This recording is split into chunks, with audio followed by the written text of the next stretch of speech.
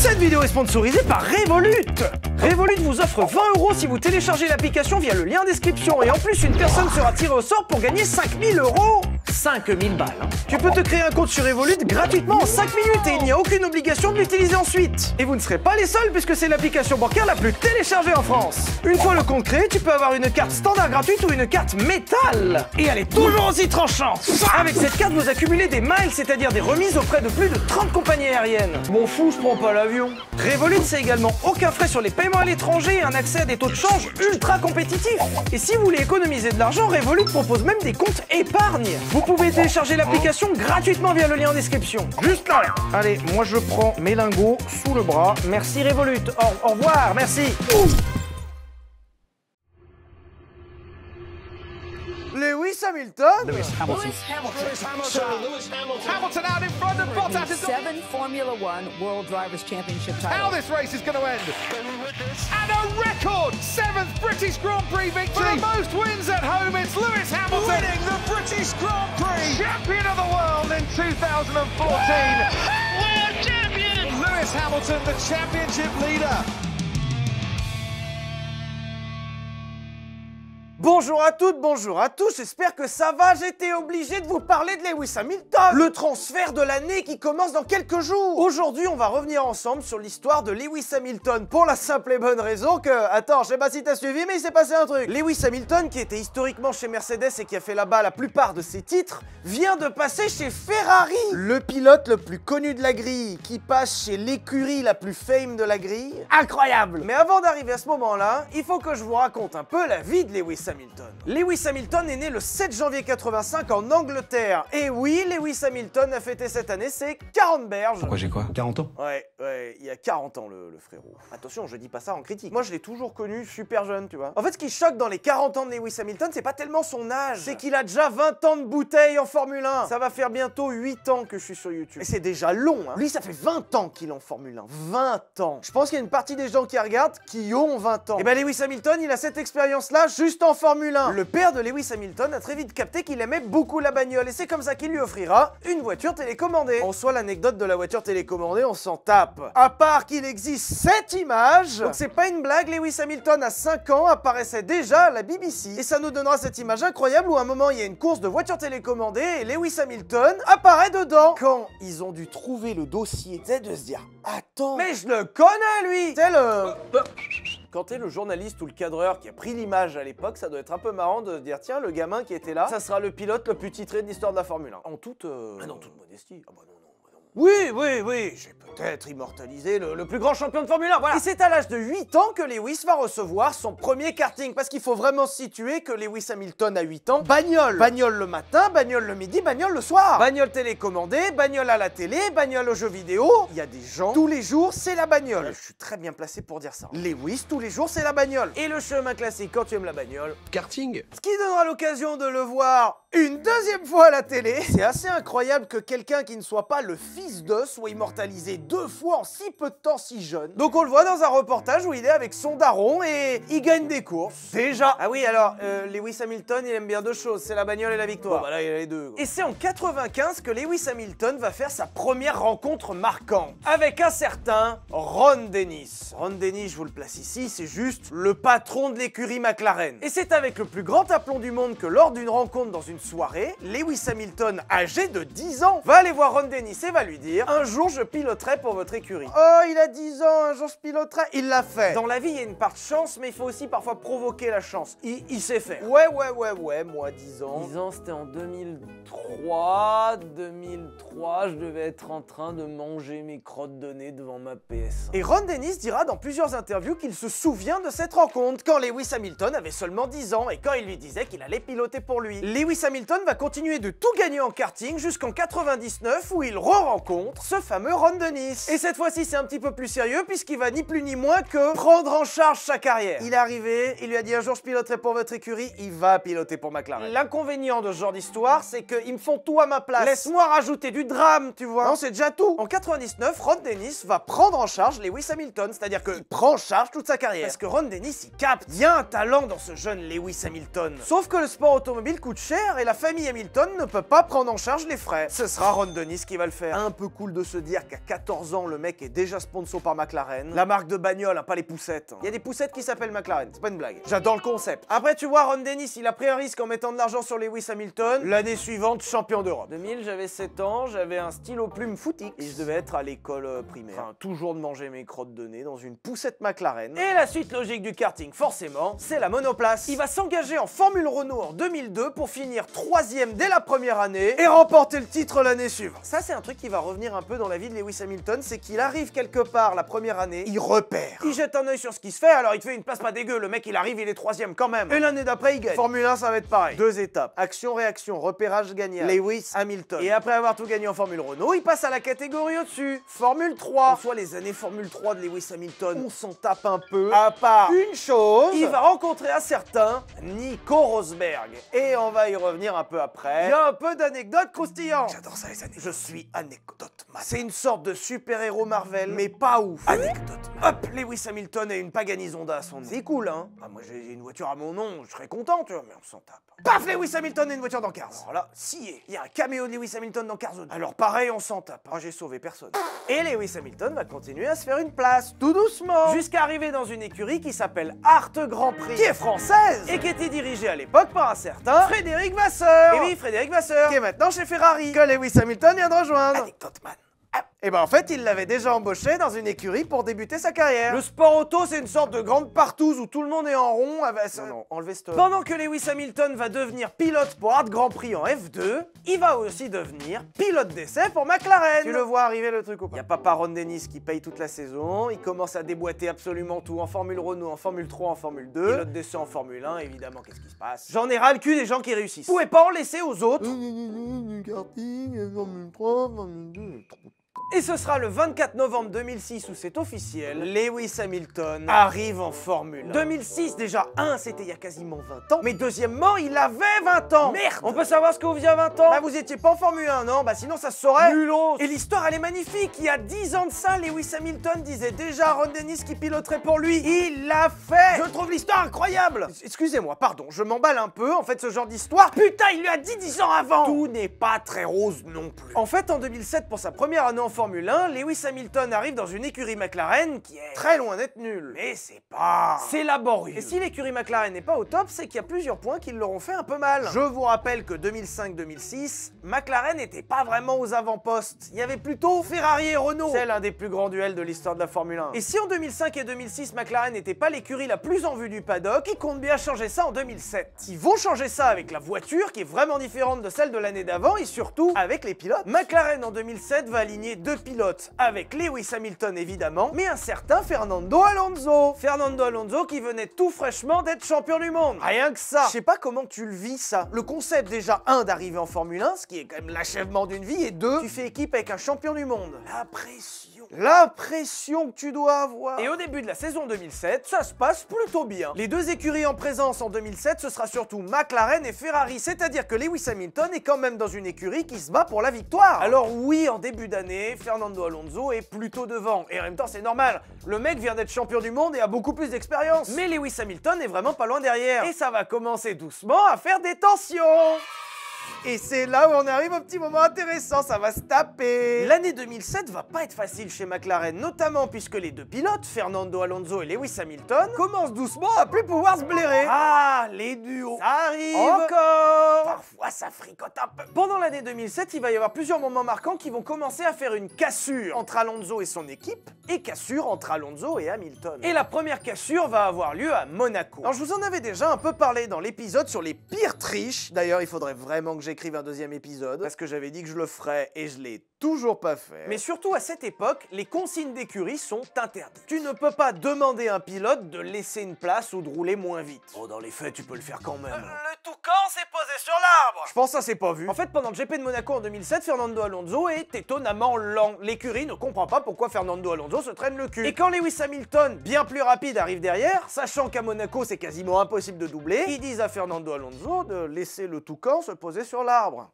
Sauf que si Fernando Alonso ne conduit pas vite pendant cette course, c'est pas parce qu'il est pas performant, c'est qu'il économise sa voiture. Et ça, l'écurie va pas le comprendre. Pensant qu'il est vraiment lent, il lui donne l'ordre de laisser sa place, et ça, Fernando Alonso, il va pas aimer du tout. J'ai commencé à rencontrer quelques pilotes dans ma vie, et ce que je dois dire à chaque fois, c'est que les mecs sont... déterminé, borné de ouf. Un pilote, il est là pour gagner. Stratégie d'équipe, arranger ton quick, on s'en branle. Gagner, simple. Et lorsqu'on va demander à Alonso de céder sa place à Hamilton pour des raisons de stratégie d'équipe... Surtout que Fernando Alonso, qui pensait être vraiment au-dessus de son coéquipier, ne serait-ce que par l'expérience de champion du monde qu'il a, n'est pas vraiment au-dessus. Il est devant, c'est vrai, mais on peut pas dire que ce soit flagrant. Parce que dans la même année, Lewis Hamilton, c'est 9 courses, 9 podiums. Chaque course podium. Et disons que le petit jeune qui était derrière, il est vraiment pas loin. Quelques grands prix plus tard, on arrive en Hongrie. Et là, ça commence à chauffer fort. Je vous le fais très simple, mais dans une écurie de Formule 1, t'as un nombre limité de mécaniciens. Donc quand il faut faire partir les deux voitures en piste, il y en a d'abord un, puis l'autre. Et pour ne pas créer de rivalité débile, à chaque Grand Prix, ils inversent. Un coup c'est Hamilton, un coup c'est Alonso. Ce coup-ci en Hongrie, c'est au tour d'Alonso de partir en piste en premier. Et l'écurie se trompe. Ils envoient en piste en premier Hamilton. Et en soi, c'est pas grave. L'écurie lui dit au micro, Lewis, t'es parti en premier, ça devait être Fernando. Laisse Fernando passer, s'il te plaît. Lewis, allô? Tu nous entends plus? Allô? Allô Lewis? Lewis, faut que tu laisses passer Fernando. Tu m'entends? Ça capte plus. Attends, on n'entend plus. Allô Lewis? Flavio? Lewis, il m'entend pas au micro? C'est pas branché? C'est branché quand même. Il est possible qu'en Hongrie, lorsque l'écurie appelle Lewis Hamilton à l'oreillette, Lewis Hamilton, bon, il répond pas quoi.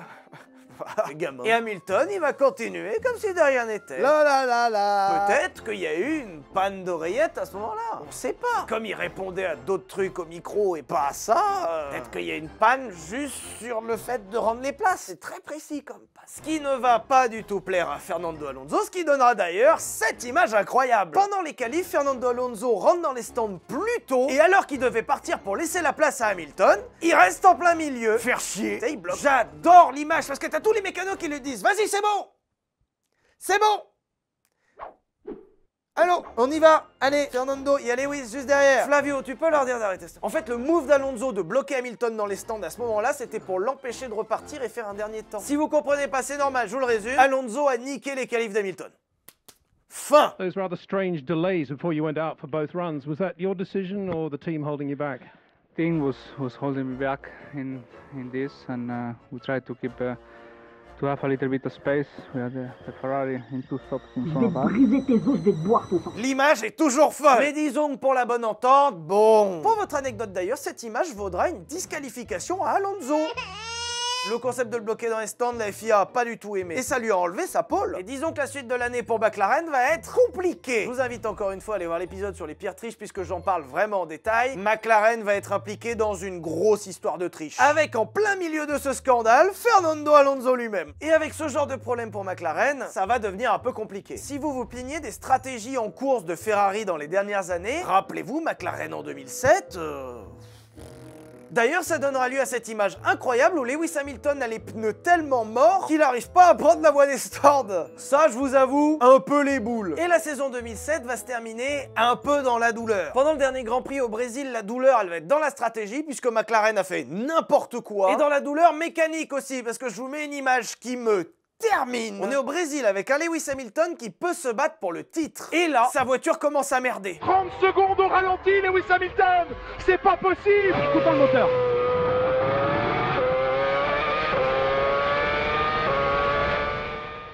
Et ce qui me flingue, c'est que t'as la voiture, elle fait un bruit terrible. La voiture, elle va tomber en morceaux dans la seconde. Lewis Hamilton, il s'en branle.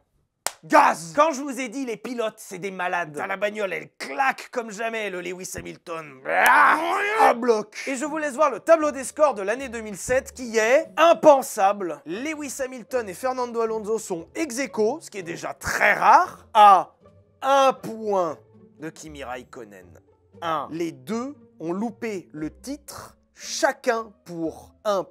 La taille des boules qu'il a dû avoir. 1. T'imagines que dans sa première année en Formule 1, Lewis Hamilton aurait pu devenir champion du monde. 1 point. Si sa voiture n'était pas tombée en panne à ce moment-là, ou si la stratégie aurait été meilleure, champion du monde pour la première année. Le mec reste classe en toutes circonstances quand même. Et en parlant de trucs un peu moins classe, le Grand Prix du Brésil est aussi témoin d'un autre événement. Événement qu'on aurait aimé ne pas voir. Pendant l'année 2007, il va y avoir une grande rivalité entre Fernando Alonso et Lewis Hamilton. Et certains fans de Fernando Alonso, notamment au Brésil, ont donné une image qu'on ne voulait pas voir. grosse ambiance dans les paddocks, qui donnera lieu de la part de la FIA à une campagne contre le racisme. Et si tu cumules ça à une année 2007 un peu exigeante, tu pourrais croire que Lewis Hamilton est un peu détruit. T'inquiète pas, en 2008, ça va chier. En 2008, ce sera d'ailleurs l'occasion pour Lewis Hamilton de retrouver un pote, Nico Rosberg. Ils ont fait du kart ensemble. Et là, ils sont réunis, c'est un peu cool. L'année 2008 pour Hamilton, je vais vous la résumer en 2 images. D'abord, cette image incroyable de sortie des stands, catastrophique. En gros, il y a un pilote qui s'arrête et Lewis Hamilton, surpris, le percute dans les stands. Comme quoi, ça arrive même aux meilleurs. Mais surtout, l'année 2008 pour Lewis Hamilton va être l'occasion de nous donner, je pense, l'une des meilleures images de l'histoire de la Formule 1. Alors, je sais que je vous dis ça à chaque image. Anecdote man et peut-être exagère man, d'accord. Mais alors, celle-là... On est au Brésil en 2008 et Lewis Hamilton doit finir 5e. Il est alors en concurrence pour le titre avec Felipe Massa. Peu importe ce que fera Massa, si Hamilton est 5e, c'est gagné. Et alors que le début de la course se passe bien et que normalement Hamilton devrait faire minimum 5e, eh ben il se met à pleuvoir. Très fort. La pluie tombe d'un coup et tout le monde rentre au stand en panique, y compris Lewis Hamilton, et qui va faire un arrêt dégueulasse. Ils font ressortir la voiture d'Hamilton le plus vite possible et il se retrouve 5e. Il y a encore quelques tours à tenir et Lewis Hamilton doit garder sa place. Ne te fais pas doubler, c'est pas compliqué. S'il y a un moment dans sa vie où il faut pas se faire doubler, c'est là. Il se fait dépasser par Sébastien Vettel dans un virage. On te demande d'être 5e, tu te fais doubler par Vettel. Dans un virage, Hamilton fait une erreur et passe 6e. À ça du titre.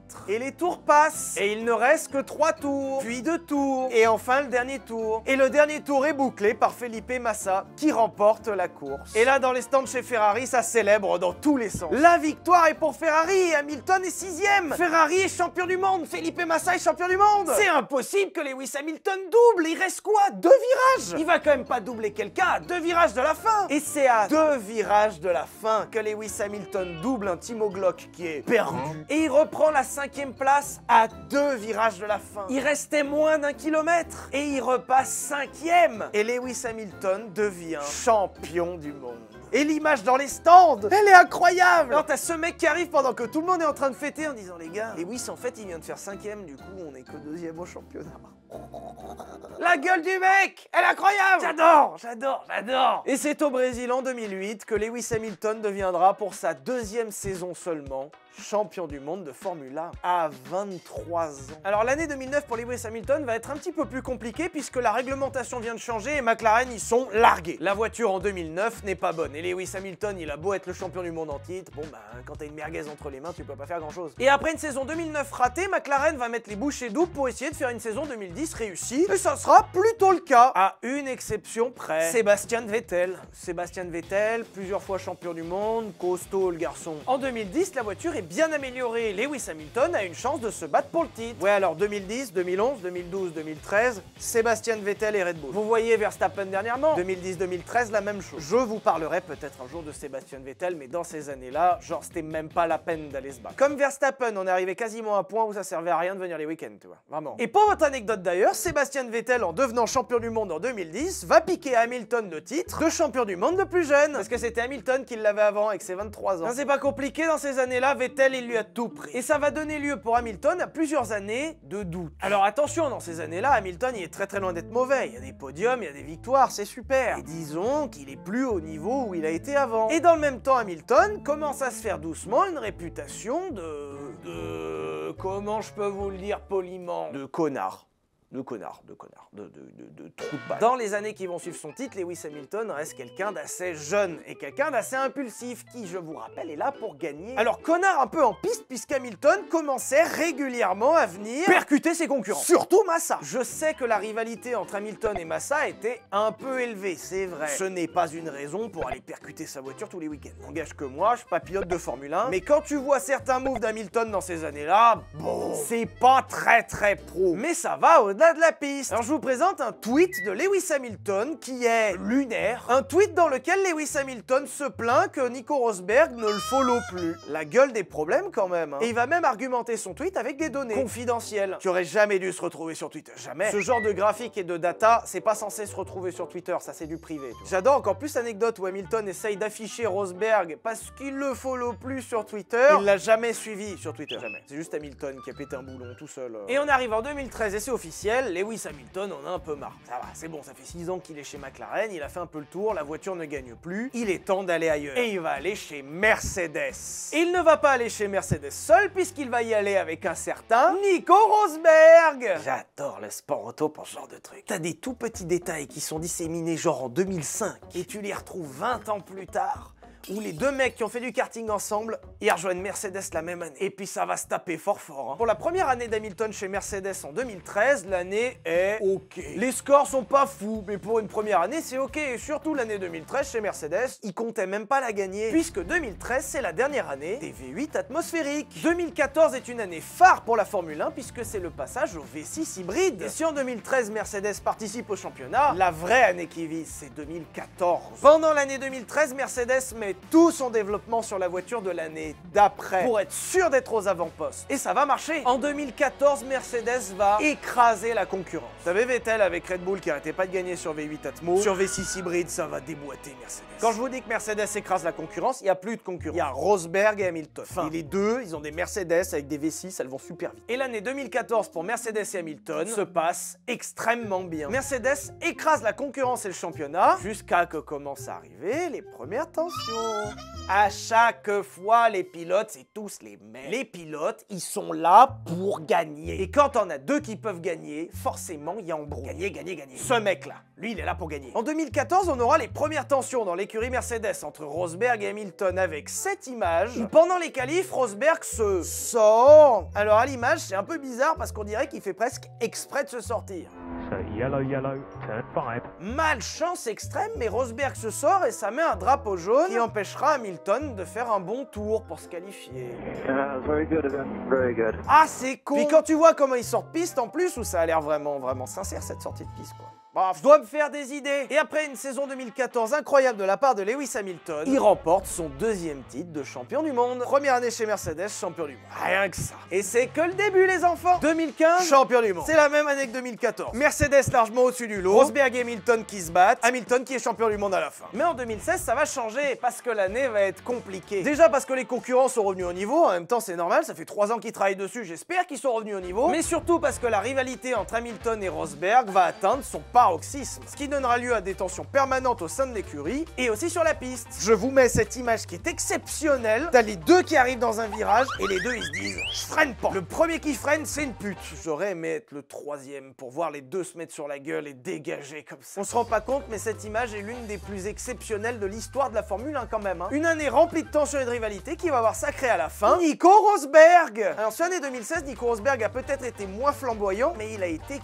consistant. Rosberg en 2016 c'est une horloge. Et Rosberg en 2016 va remporter le titre de champion du monde. Pour la seule et unique fois. Alors d'ailleurs j'en profite, vous aimez quand je dis les termes, je vais les dire les termes, d'accord? Lorsque Rosberg gagne son titre de champion du monde, Rosberg annonce dans la foulée qu'il arrête sa carrière sportive. Et pourquoi il arrête sa carrière sportive, Rosberg? Parce que je cite, monsieur veut partir de la Formule 1 sur une victoire. Oh le bébé cadeau. Mais j'ai gagné, je pars avec mon titre, comme ça moi j'ai pas besoin de me battre avec les autres.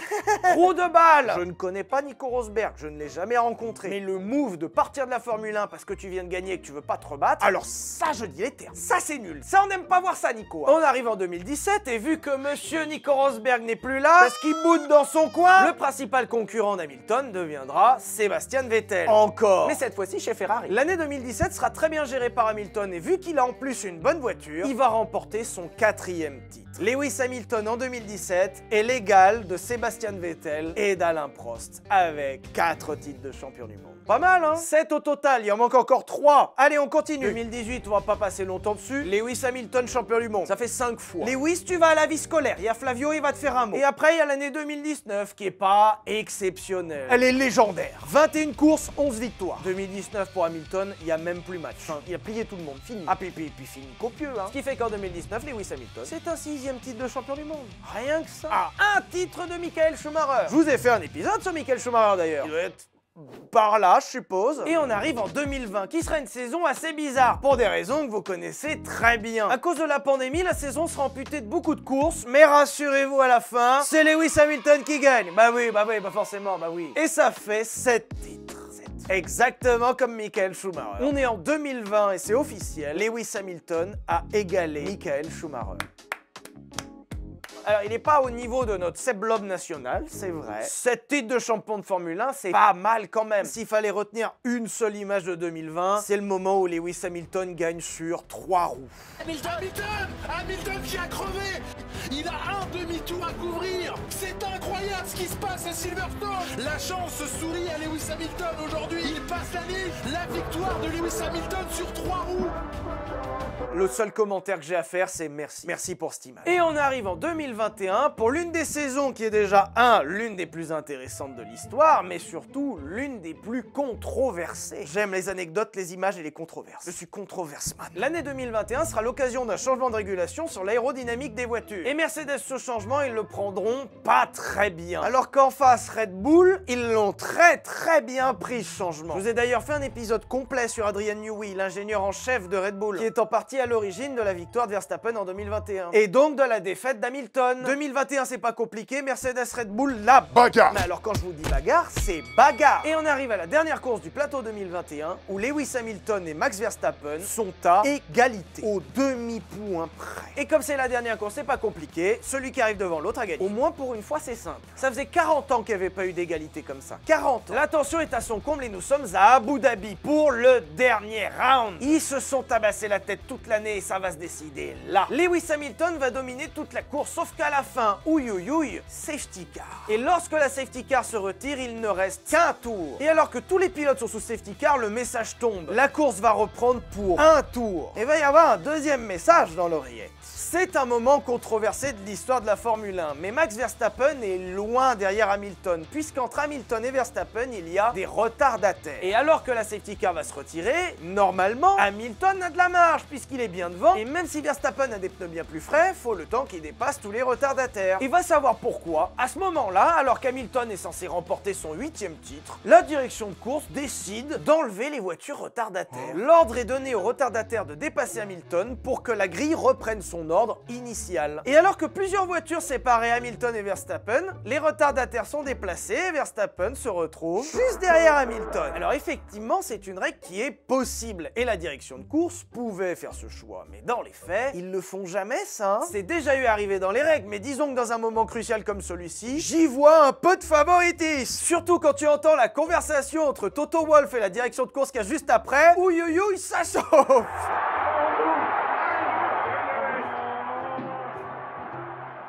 Mikey, no, Mikey, that was so not right. Mikey, what was that? Et vu que Verstappen avait des pneus bien plus frais que Lewis Hamilton à ce moment-là, ce qui devait se passer arriva. Max Verstappen démonte Hamilton dans le dernier tour et remporte son premier titre de champion du monde. Alors vous savez que je suis quelqu'un d'engagé, moi je dis les termes, ok? Et ben je trouve que c'est Lewis qui aurait dû gagner. Et je le sais que c'est des paroles qui vont faire réagir. Ça va monter dans les tours là, attention hein. La polémique qui touche Sylvain, bah oui. Sylvain pense que Lewis Hamilton aurait dû gagner en 2021. Et bah putain les journaux, ah bah ça va être repris sur TF1. Le move d'enlever les voitures retardataires entre les deux au dernier tour, je trouve que c'est pas propre. Et l'année 2021 pour Lewis Hamilton va se terminer comme ça. Alors Mercedes va essayer de remonter dans les 3 prochaines années, sans grand succès. C'est des événements très récents, donc j'ai pas besoin de vous en parler comme si c'était un truc qui s'était passé il y a 100 ans, mais les années d'après, entre 2022 et 2024, vont être une domination totale de Red Bull. Bien aidé par Adrian Newey qui a fait un travail exceptionnel sur les Red Bull, et un Max Verstappen qui est intuable. On en parlera peut-être un jour, mais le mec c'est une machine à gagner quand même, hein. Et même si Lewis Hamilton est un pilote exceptionnel, encore une fois, comme quand il était chez McLaren, si tu lui mets une voiture qui est pas terrible entre les mains, il va pas te faire des miracles. Et entre 2022 et 2024, Lewis Hamilton va enchaîner des années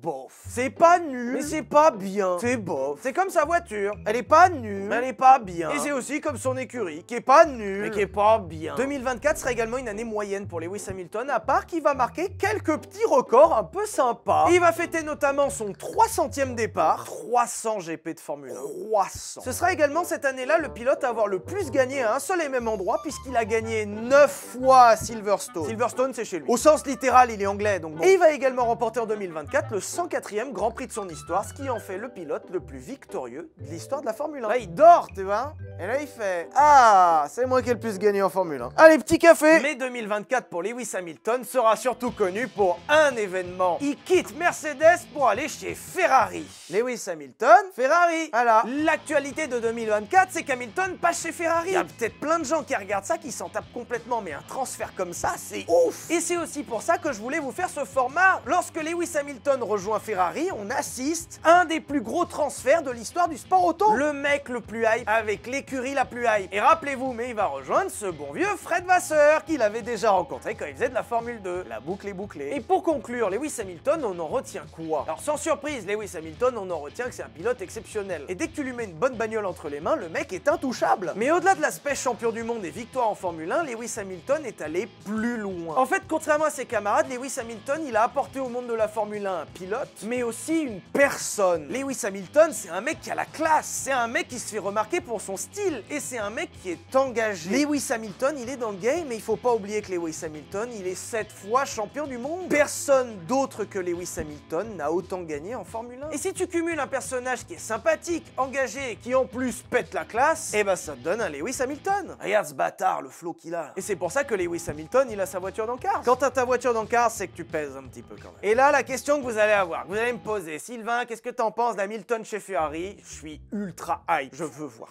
Je veux voir ce que ça donne. On verra dans le futur si j'ai raison, mais je pense que ça va être une année soit ça va très bien se passer avec des bagarres de légende avec Leclerc et que ça va être premier, deuxième tout le temps, soit ça va très mal se passer. La voiture elle est trop jeune, les pilotes ils vont se prendre la tête, les concurrents ils sont ultra bons. On verra. Mais je vous en prie, n'hésitez pas à dire en commentaire vos prédictions pour 2025. Je pense qu'on va en avoir de partout, ça va être incroyable. J'espère que vous avez apprécié cet épisode. Personnellement, j'ai incroyablement hâte de voir la Formule 1 cette année. Pensez à vous abonner, c'est très important, et on se retrouve jeudi prochain pour une nouvelle vidéo à 18h15. Gros bisous!